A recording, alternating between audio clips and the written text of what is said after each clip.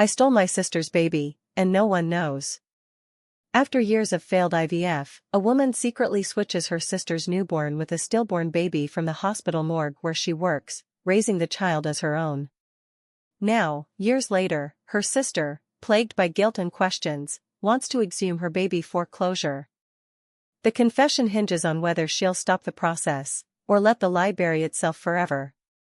You can hate me all you want, but I stole my sister's baby, and raised him as my own, and I've lived with this lie every single day for the last 8 years. It wasn't planned, I swear. But in the darkest moment of my life, I made a decision that no one, not even the worst person you know, should ever have to make. My sister Layla and I got pregnant around the same time. She was glowing, excited, posting baby bump pics like a Pinterest mom-to-be. Me? I was a wreck. I had suffered 3 miscarriages before, and the 4th time around, I didn't even tell anyone I was pregnant.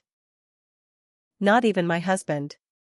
I didn't want to jinx it. We were both due within a few weeks of each other. She had a boy. So did I. Except mine never took his first breath. He was born blue, limp, gone before I could even register the pain.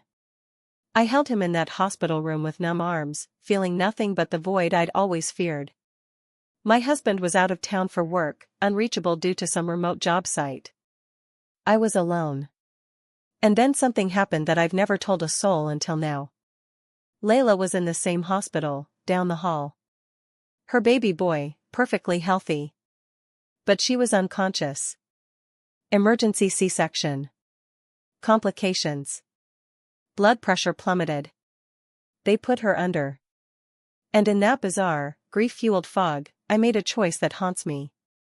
I worked at that hospital. Not as a nurse, not in maternity, but in data entry. Still, I knew people. I had access. I swapped the tags. I told the night nurse there was a mix-up. I made it look official. I told them my baby was in NICU and hers had passed. I played the devastated mother part so well I think I started to believe it myself. By the time Layla woke up, groggy and weak, I was gone, with her baby. She was told her son didn't survive. There were tears, screams, grief counselors. I watched from afar. Her husband, he left 6 months later. Couldn't handle the grief. She hasn't been the same since. And I've been raising a child that isn't mine. He calls me mom. He has her eyes. Every birthday, every first step, every sleepless night, I feel like I'm both blessed and damned. My husband never questioned it. He was just thankful we had a living, breathing baby after everything we went through. I think he was too scared to look too closely at the timeline. Or maybe he did, and he chose to let it go. The guilt gnaws at me. Especially now. Because Layla called last week. She's in therapy, trying to move on, and she wants to exhume her baby for some kind of closure ritual. She asked me to come with her.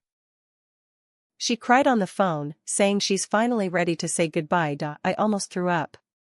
Because there's no baby buried in that grave. Just an empty coffin with a cold hospital blanket and the name of a child who never existed. And now I have to choose.